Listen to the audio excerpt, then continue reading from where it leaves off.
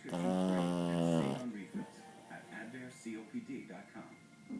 It's basically a computer. It has over 48 gigs of memory, so it can hold work files, pictures, videos, music, whatever you need. And this is just a keyboard. All my stuff stays on the phone when I pull it off the laptop dock. So it's a computer that's a phone. Or a phone that's a computer. Really, either way is correct. Well, which is it, sir? You seem to be changing your story. The power of a computer, the portability of a smartphone. AT&T presents